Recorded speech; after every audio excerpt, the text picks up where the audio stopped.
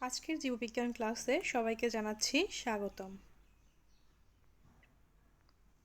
পাঠ পরিচিতি একাদশ দ্বাদশ শ্রেণী জীববিজ্ঞান প্রথম পত্র প্রথম অধ্যায় কোষ ও এর গঠন।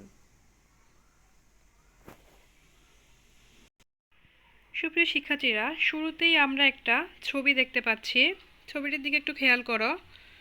অনেকেই বুঝতে পেরেছ ছবিটি কিসের বা এই প্রক্রিয়াটা কিসের। প্রক্রিয়াটা হচ্ছে সালোক সংশ্লেষণ প্রক্রিয়া।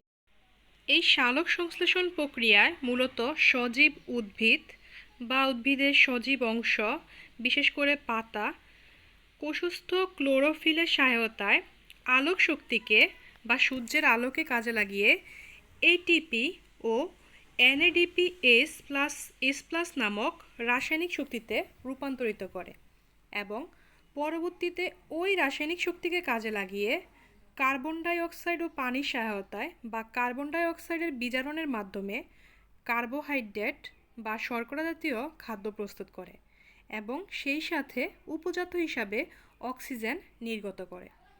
মূলত এই প্রক্রিয়াটাই হচ্ছে সালোক সংশ্লেষণ প্রক্রিয়া বা ফটোসিনথেসিস প্রক্রিয়া। এই সালোক সংশ্লেষণ প্রক্রিয়ায় মূলত খাদ্য তৈরি হয়। তাহলে এবার বলো, এই যে প্রক্রিয়াটা দেখানো হচ্ছে এখানে কি হচ্ছে? হ্যাঁ, এখানে খাদ্য তৈরি হচ্ছে। কোথায় খাদ্য তৈরি হচ্ছে? নিশ্চয়ই বুঝতে পেরেছো, পাতায় খাদ্য তৈরি হচ্ছে। তাহলে এবার বলো, উদ্ভিদের কোন অঙ্গাণু খাদ্য তৈরির সাথে জড়িত? উদ্ভিদের ক্লোরোপ্লাস্ট নামক অঙ্গাণুটি খাদ্য তৈরির সাথে জড়িত। শিক্ষার্থীরা, আমাদের আজকের পাঠ হচ্ছে প্লাস্টিড। শিখনফল, এই পাঠ শেষে তোমরা যা যা জানতে পারবে: ক্লোরোপ্লাস্টকে সংজ্ঞায়িত করতে পারবে বা ক্লোরোপ্লাস্ট কী তা বলতে পারবে, ক্লোরোপ্লাস্টের গঠন বর্ণনা করতে পারবে, ক্লোরোপ্লাস্টের কাজ বর্ণনা করতে পারবে। শিক্ষার্থীরা, শুরুতেই আমরা জানব প্লাস্টিড সম্পর্কে। প্লাস্টিড মূলত কী? সাইটোপ্লাজমে অপেক্ষাকৃত বৃহদাকার, গ্রানা ও স্টোমা সমৃদ্ধ, দ্বিপদ্মা বেষ্টিত এবং রঞ্জক পদার্থযুক্ত বা রঞ্জক পদার্থহীন কোষীয় অঙ্গাণুকে বলা হয় প্লাস্টিড। আবিষ্কারক ও নামকরণ: সর্বপ্রথম 1883 সালে শিম্পার নামক একজন বিজ্ঞানী উদ্ভিদ কোষে সবুজ বর্ণের প্লাস্টিড আবিষ্কার করেন এবং তিনি এর নাম দেন ক্লোরোপ্লাস্ট। ছত্রাক, স্লাইম মোল্ড এবং অধিকাংশ ব্যাকটেরিয়াতে প্লাস্টিড নেই, তবে কিছু ব্যাকটেরিয়া ও সায়ানোব্যাকটেরিয়াতে রঞ্জক বহনকারী ল্যামেলি থাকে। এছাড়া প্রায় সকল প্রকার উদ্ভিদে সুগঠিত প্লাস্টিড বিদ্যমান। এবার আমরা জানব প্লাস্টিডের প্রকারভেদ সম্পর্কে। উদ্ভিদ কোষের গঠন ও কাজের উপর প্লাস্টিডের গঠন ও কাজ নির্ভর করে। বর্ণের ভিত্তিতে প্লাস্টিড মূলত দুই প্রকার। প্রথমেই রয়েছে লিউকোপ্লাস্ট বা বর্ণহীন প্লাস্টিড, আরেকটি হচ্ছে ক্রোমোপ্লাস্ট বা বর্ণযুক্ত প্লাস্টিড। শিক্ষার্থীরা, শুরুতেই আমরা জানব লিউকোপ্লাস্ট প্লাস্টিড সম্পর্কে। এরা মূলত বর্ণহীন, অর্থাৎ লিউকোস শব্দের অর্থ হচ্ছে বর্ণহীন, আর এই বর্ণহীন প্লাস্টিডগুলোকেই বলা হয় লিউকোপ্লাস্ট। রঞ্জক পদার্থ না থাকায় এদের বর্ণহীন দেখায়। উদ্ভিদের মূলত যে সকল অঙ্গে সূর্যের আলো পৌঁছায় না সেখানেই লিউকোপ্লাস্ট থাকে। সূর্যালোকের উপস্থিতিতে এরা রঞ্জক পদার্থ ধারণ করে ক্রোমোপ্লাস্টে রূপান্তরিত হতে পারে। মূল বা ভূনিম্নস্থ কাণ্ডে লিউকোপ্লাস্ট থাকে। এগুলো দেখতে অর্ধবৃত্তাকৃতি, মূলাকৃতি অথবা নলাকৃতির হয়ে থাকে। এই লিউকোপ্লাস্টের প্রধান কাজ হচ্ছে খাদ্য সঞ্চয় করা।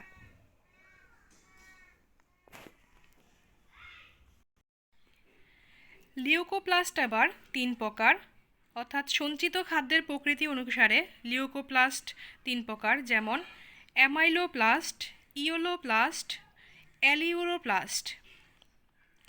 অ্যামাইলোপ্লাস্ট সম্পর্কে জানব। মূলত স্টার্চ বা শ্বেতসার জাতীয় খাদ্য সঞ্চয়কারী লিউকোপ্লাস্টকেই অ্যামাইলোপ্লাস্ট বলা হয়। এরপর রয়েছে ইলায়োপ্লাস্ট। ইলায়োপ্লাস্ট হচ্ছে চর্বি বা তেল জাতীয় খাদ্য সঞ্চয়কারী লিউকোপ্লাস্টকেই ইলায়োপ্লাস্ট বলা হয়। সবশেষ রয়েছে অ্যালিউরোপ্লাস্ট। মূলত প্রোটিন সঞ্চয়কারী লিউকোপ্লাস্টকে অ্যালিউরোপ্লাস্ট বা প্রোটিনোপ্লাস্টও বলা হয়। এরা মূলত খাদ্য সঞ্চয় করে রাখে এবং শর্করা থেকে শ্বেতসার জাতীয় খাদ্য তৈরি করে।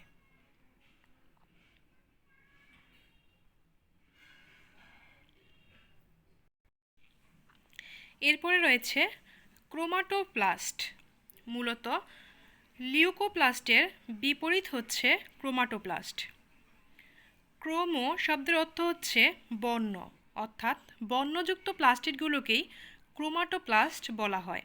এরা উদ্ভিদের বিভিন্ন অঙ্গে বর্ণ বৈচিত্র্য সৃষ্টি করে। আবার বর্ণের ভিত্তিতে ক্রোমাটোপ্লাস্টকে দুভাগে ভাগ করা যায়। একটা হচ্ছে ক্রোমোপ্লাস্ট, আরেকটি হচ্ছে ক্লোরোপ্লাস্ট। এবার আমরা ক্রোমোপ্লাস্ট ও ক্লোরোপ্লাস্ট সম্পর্কে জানব। শুরুতেই জানব ক্রোমোপ্লাস্ট কী। মূলত সবুজ ব্যতীত অন্যান্য বর্ণের রঙিন প্লাস্টিডগুলোকেই ক্রোমোপ্লাস্ট বলা হয়। ক্যারোটিন ও জ্যান্থোফিল বিভিন্ন অনুপাতে থাকায় কারণে এদের বর্ণ মূলত হলুদ, কমলা বা লাল হতে দেখা যায়। সাধারণত ফলের খোসা বা ফুলের পাপড়িতে ক্রোমোপ্লাস্টের উপস্থিতি লক্ষ্য করা যায়। গাব ও লিচুর কচি পাতা, মুসান্ডার বৃতি, গাজর, বিট ও শালগমের মূলে ক্রোমোপ্লাস্ট দেখা যায়। ফল কচি অবস্থায় সবুজ বা ক্লোরোপ্লাস্ট থাকলেও পরে পাকা অবস্থায় অন্য বর্ণ বা ক্রোমোপ্লাস্ট ধারণ করে।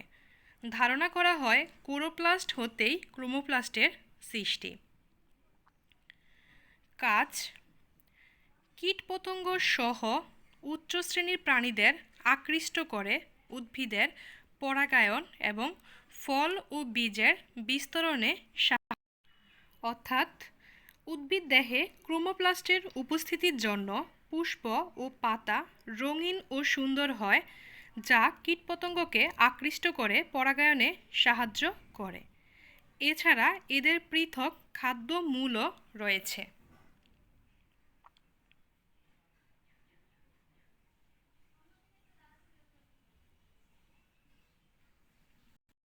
এবার আমরা জানব ক্লোরোপ্লাস্ট সম্পর্কে। মূলত সবুজ বর্ণের প্লাস্টিডই হলো ক্লোরোপ্লাস্ট।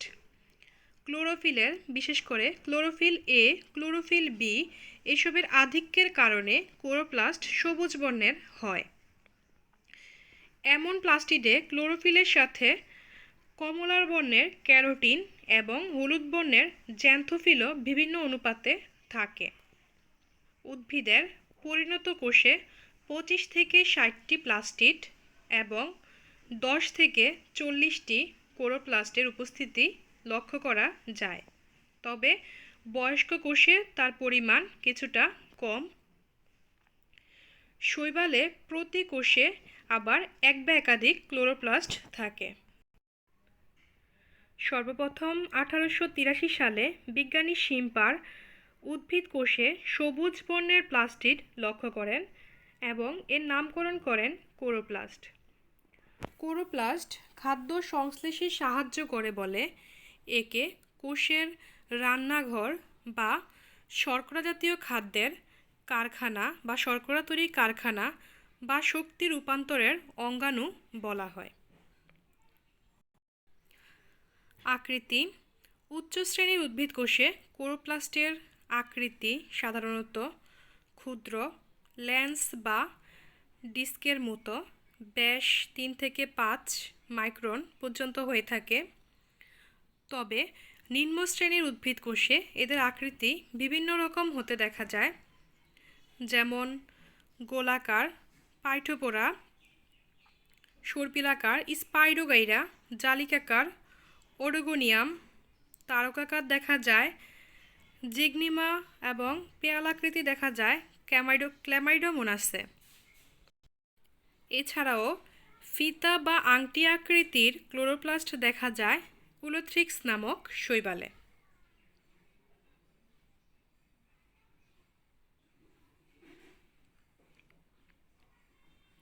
একক কাজ, প্লাস্টিড ও কোরোপ্লাস্ট কি?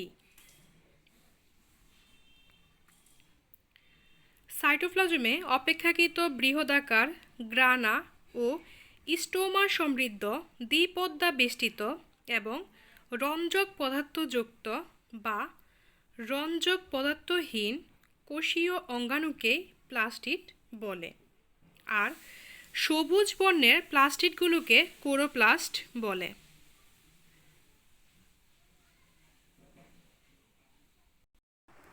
সুপ্রিয় শিক্ষার্থীরা, এবার আমরা জানব কোরোপ্লাস্টের গঠন সম্পর্কে। কোরোপ্লাস্টের গঠন বেশ জটিল, অর্থাৎ শৈবালে আবার কোরোপ্লাস্টের বৈচিত্র্য খুব বেশি। এর গঠনের মধ্যে যে সমস্ত অংশসমূহ রয়েছে সেগুলো হচ্ছে পর্দা বা মেমব্রেন। মূলত এই অঙ্গাণুর চারপাশে লিপিড ও প্রোটিনের একটি দ্বিস্তরী পর্দা থাকে। এই একক পর্দাটি 40 থেকে 60 অ্যাংস্ট্রম পুরু এবং গঠনগতভাবে কোষ ঝিল্লির মতো। এর কাজ হচ্ছে ভিতরের বস্তুসমূহকে রক্ষা করে এবং নির্বাচিত পদার্থের অনুপ্রবেশ নিয়ন্ত্রণ করে। শিক্ষার্থীরা, আমরা উপরে চিত্রে একটু খেয়াল করি। কোরোপ্লাস্টে রয়েছে বহিঝিল্লি, অন্তঃঝিল্লি, স্ট্রোমা, ল্যামেলাম, থাইলাকয়েড, স্ট্রোমা ও স্টাচ। এবার আমরা জানব স্ট্রোমা সম্পর্কে। স্ট্রোমা মূলত কি? এই যে পর্দা বা মেমব্রেন, এই পর্দার ভিতরে স্বচ্ছ, দানাদার, সমসত্ব প্রোটিন ও স্টাচ জাতীয় জলীয় মাধ্যমকে মূলত স্ট্রোমা বা মাতৃকা বলা হয়। এটি মূলত কলয়েড দ্রবণে পূর্ণ থাকে, আর যা হচ্ছে পানিগ্রাহী দ্রবণ। এতে রাইবোজোম, প্রোটিন, ভিটামিন, এনজাইম এবং বিভিন্ন রকম খনিজ আয়ন যেমন ম্যাগনেসিয়াম, লৌহ, কপার, জিঙ্ক, ম্যাঙ্গানিজ ইত্যাদি খনিজ আয়নের উপস্থিতি লক্ষ্য করা যায়।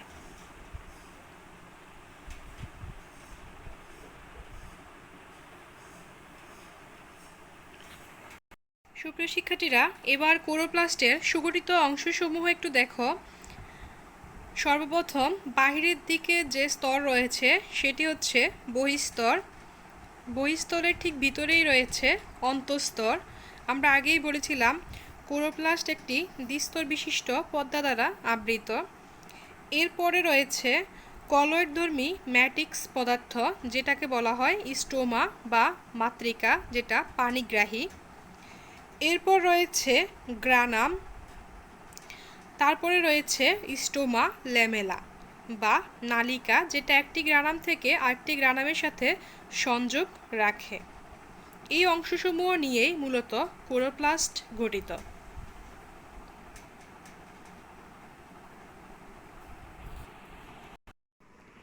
আমরা পর্দা ও স্টোমা সম্পর্কে জানলাম।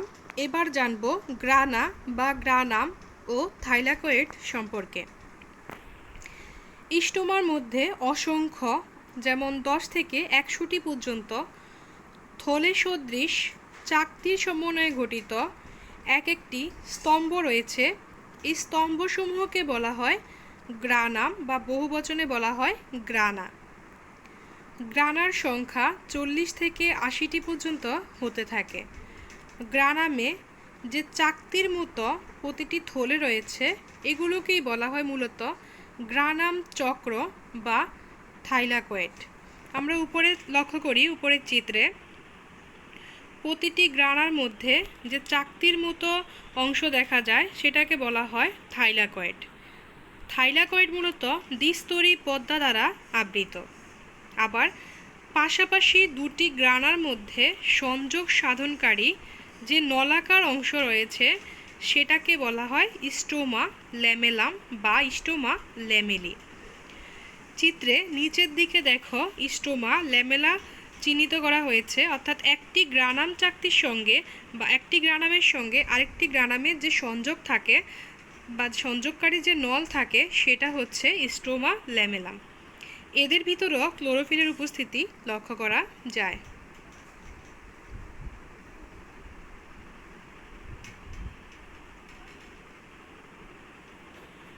রয়েছে ফটোসিনথেটিক ইউনিট। থাইলাকয়েডের পর্দা বা মেমব্রেন বহু গোলাকার বস্তু বহন করে, এদেরকে বলা হয় এটিপি সিনথেসিস। এতে এটিপি তৈরির সকল প্রকার এনজাইম থাকে। এছাড়াও পর্দায় ফটোসিনথেটিক ইউনিট নামক অসংখ্য স্থানও বিদ্যমান। প্রতিটি ইউনিটে থাকে chlorophyll A, chlorophyll B, carotene ও জ্যান্থোফিলের 300 থেকে 400টি অণু। এছাড়াও এখানে বিভিন্ন এনজাইম, ফসফোলিপিড, ধাতব আয়ন ও কুইনন উপস্থিতি লক্ষ্য করা যায়।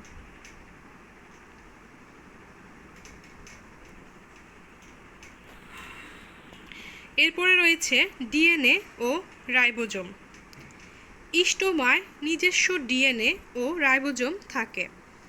একটি ক্লোরোপ্লাস্টে 200টি ডিএনএ অণু থাকতে পারে। এরা ক্লোরোপ্লাস্টের নিজস্ব প্রতিলিপি ও প্রোটন তৈরি করে।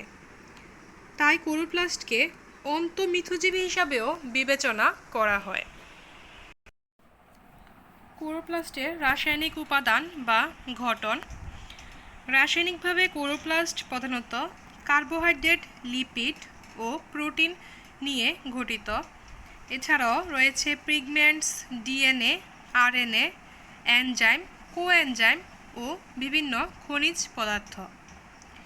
কার্বোহাইড্রেট মূলত স্টার্চ, শুষ্ক ওজনের 10 থেকে 20% থাকে lipid. Choline, inositol, glycerol, ethanol, amine হলো লিপিড অ্যালকোহল। 35 থেকে 55% থাকে প্রোটিন, যার 80% হচ্ছে গাঠনিক, বাকিটা হচ্ছে এনজাইম। ক্লোরোফিলের 75% ক্লোরোফিল এ এবং বাকি 25% হচ্ছে ক্লোরোফিল বি। এছাড়াও কিছু পরিমাণ ক্যারোটিন ও জ্যান্থোফিল থাকে।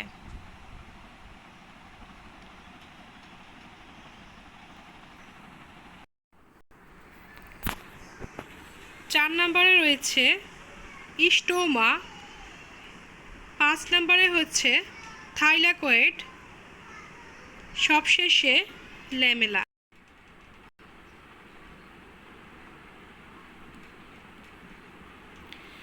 এবার আমরা জানব ক্লোরোপ্লাস্টের কাজ সম্পর্কে। এর প্রধান কাজ হচ্ছে সালোক সংশ্লেষণের মাধ্যমে খাদ্য তৈরি করা। এটি হচ্ছে ক্লোরোপ্লাস্টের মুখ্য কাজ। এছাড়া প্রয়োজনে প্রোটিন ও নিউক্লিক অ্যাসিড তৈরি করতে পারে। সূর্যালোকের সাহায্যে এডিপিকে এটিপিতে রূপান্তর করে। এখানে আলোক শোষণ বা ফটো রেসপিরেশন ঘটে। ক্লোরোপ্লাস্টে আলোক শোষণ বা ফটো রেসপিরেশনও ঘটে থাকে। উপরের চিত্রে দেখানো হয়েছে সবুজ উদ্ভিদ কিভাবে সূর্যালোকের সহায়তায় ক্লোরোফিলকে কাজে লাগিয়ে শর্করা জাতীয় খাদ্য প্রস্তুত করে, অর্থাৎ সালোক সংশ্লেষণ প্রক্রিয়া, যেটা আমরা আগে আলোচনা করেছি।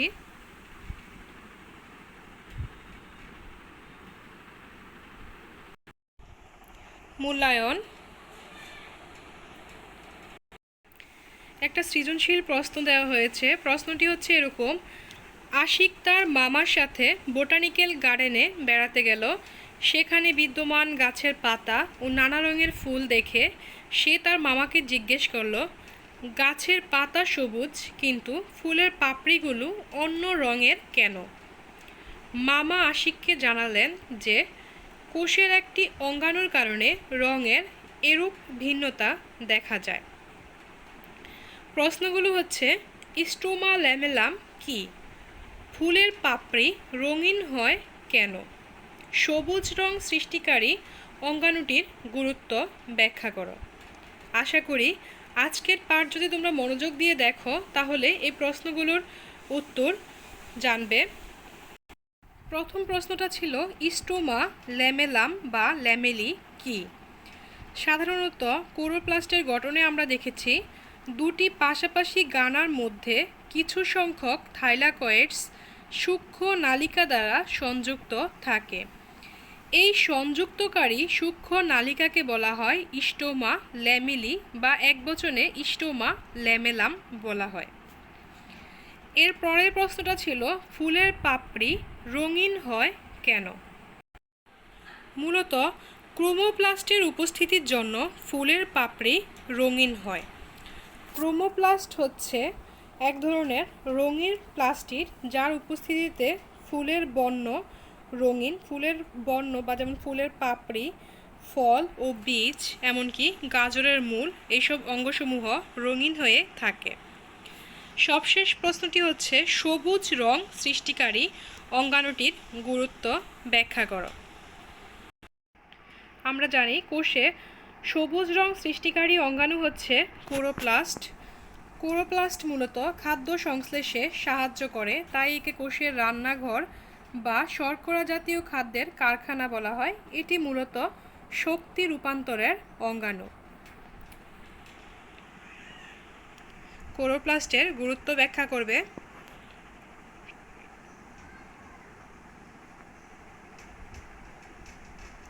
বাড়ির কাজ, ক্লোরোপ্লাস্টের সচিত্র গঠন ও কাজ শিখবে এবং সচিত্র এঁকে আনবে। সবশেষে আজকের ক্লাসে সবাইকে জানাচ্ছি ধন্যবাদ।